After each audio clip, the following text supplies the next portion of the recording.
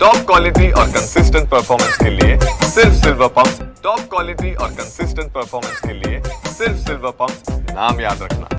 नागपूर जिल्ह्यातील उमरेड शहरात कासे लेआउट आहे आणि या ठिकाणी बसेशंकर यांचं घर आहे।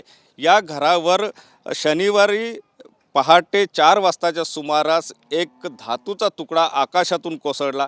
तो तुकडा या दिशेने आला आणि या भिंतीला जे आहे या ठिकाणी भिंतीला फोडून तो समोर गेला आणि या ठिकाणी आपण जर बघितलं तर या ठिकाणी विटांचे तुकडे आणि ह्या खत जो आहे तो आपल्याला पाहायला मिळते आहे। या ठिकाणी तो जो तुकडा आहे तो पडला।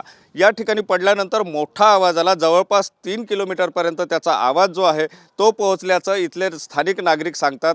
स्फोट झाला की काय अशा प्रकारची भीती जी आहे ती नागरिकांमध्ये झाली। त्यानंतर घरचे जे या घरातली मंडळी होती, आई आणि मुलगा दोघंच घरामध्ये होते, ते घाबरले आणि त्यांनी जेव्हा वर येऊन बघितलं तर त्या ठिकाणी एक धातूचा तुकडा असल्याचं पाहायला मिळालं। पोलिसांना या संदर्भातली माहिती देण्यात आली आणि पोलिसांना माहिती दिल्यानंतर ते पोलीस या ठिकाणी आले आणि तो धातूचा तुकडा त्यांनी घेऊन गेले, ते सीज केला। मात्र तो धातूचा तुकडा काय होता याचा जो आहे तो तपास सुरू आहे। परंतु नेमकी परिस्थिती काय झाली,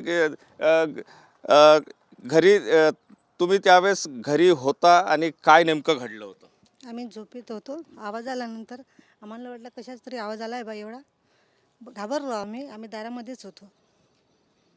काय वाटलं त्यावेळेस? काय स्फोट झाला असं वाटलं की काय? स्फोट झाल्यावानीच वाटलं। तू पण घरी होता, तुला नेमकं काय त्या ठिकाणी जाणवलं? काय तुकडा होता तो आणि कशी परिस्थिती होती त्यांना? सर्वात प्रथम तर त्याचा स्फोटमुळे आम्ही हादरलो होतो, परंतु आम्ही तुरंत आम्ही गच्चीवर नाही आलो। 2 मिनटं थांबलो, अजून स्फोटचा आवाज आला। आम्ही मग 10 मिनिटानंतर बाहेर निघालो। मग आम्ही पडताळणी केली, गच्चीवर आलो। मग आम्ही बघितलं की काही मेटलसारखी वस्तू आहे, त्याला आम्ही स्पर्श केला की तो गरम वाटला। तो मेटलचा असू शकते, हे तर 100% होतंच बा, लेकिन कशाचा आहे हे पोलिसांना पडताळणीनंतर आम्हाला माहीत पडलं। पण एकंदर ज्यावेळेस तो पडला त्यावेळेस नेमकी काय परिस्थिती झाली तुमच्यामध्ये? कुठेतरी घाबरल्याचं वातावरण झालं? हो, घाबरल्यासारखं तर वाटत होतं, कारण की तो स्फोटच इतका तीव्र गतीचा असं वाटलं की भूकंप असू शकतो बा, कारण की तो आमच्या शेजाऱ्याला पण तो स्फोट आवाज जाणवला। नक्कीच घरची मंडळी तर फार घाबरली होती, परंतु आजूबाजूचे जे आहे आजूबाजूचे सुद्धा नागरिक या ठिकाणी काय नेमका अनुभव होता आणि काय वाटत होतं तो सगळं बघितल्यानंतर?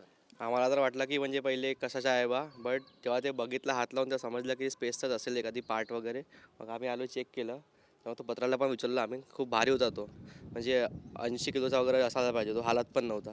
आणि मग पोलीस आले आणि ते घेऊन गेले। नंतर सायंकाळी फॉरेन्सिक टीम पण आली होती, त्यांनी नेले या पुरावे, आता बघतील ते काय आहे त्यांचं। फॉरेन्सिकची टीम इथे येऊन गेली? हां, सायंकाळला सील केलं त्यांनी एरिया पूर्ण, त्यांनी पुरावे घेतले, पण त्यांना पत्रात मिळाला नाही। तिथे पत्र तिकडे आहे पोलीस स्टेशनमध्ये। दादा, ज्यावेळेस स्फोट झाला तेव्हा किती मोठा आवाज होता आणि कुठपर्यंत तो आवाज गेला? आवाज जवळपास 3 किलोमीटरच्या परिसरामध्ये गेला आणि सुरुवातीला इथे आम्ही 3:45 वाजताची घटना आहे ती। आम्हाला असं वाटलं की आमच्या घरी काहीतरी झालं बा, म्हणजे सिलेंडरचा स्फोट म्हणा किंवा 8 दिवसा अगोदर इथे कंपनीमध्ये स्फोट झाला होता, तर तशाच प्रकारची घटना वाटली। नंतर आम्ही उठलो, इकडे तिकडे पाहिलं आपल्या कॅरीमध्ये वगैरे, आणि नंतर मग काही दिसत नाही। मग वरती स्लॅबवर गेलो, मग स्लॅबवरून बघितलं तर म्हटलं यांच्याकडे काहीतरी दिसत आहे बा मला काळपट प्रकारचं। इथे काही प्रकाश नव्हता, पहाटेला कुठे प्रकाश राहणार। मग मोबाईलच्या प्रकाशामध्ये आलो, मग इथून पाहिलं मी। मग त्यावेळेस मग ताईने मग गेट उघडलं, आलो आणि आम्ही पाहिलं।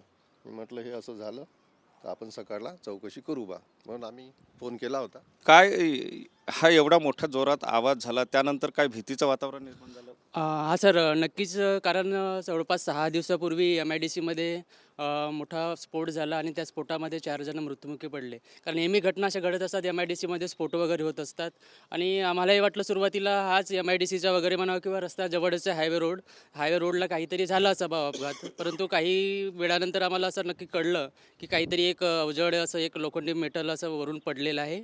आणि आम्ही जेव्हा वर आलो तेव्हा याने 1-2 जणांनी उचलून पाहिला, तो खरोखर 60-70 किलोचा असेल। 2 जणांना सुद्धा तो उचलता येत नव्हता, म्हणजे एवढा भारी होता तो। काका, भीती वाटत होती हे सगळं बघितलं? नाही, मी बाजूला राहतो तिकडे। 4 घरानंतर स्फोटचा आवाज जोरदार वाटला, तर मी उठून पाहिलं तर आजूबाजूला पाहिलं, काहीच नाही वाटलं। मी मग झोपी गेलो। नक्कीच नागरिकांमध्ये जर बघितलं तर एक भीतीचं वातावरण या ठिकाणी निर्माण झालेलं होतं. मात्र जेव्हा पोलीस आली, पोलिसांनी त्या ठिकाणी पाहणी केली आणि त्यानंतर पोलीस हा तुकडा जो आहे तो धातूचा तुकडा घेऊन गेले. त्यानंतर आता त्याची सगळी चौकशी जी आहे ती केली जात आहे. फॉरेन्सिकची टीम येऊन या ठिकाणी पुरावे घेऊन गेलेली आहे.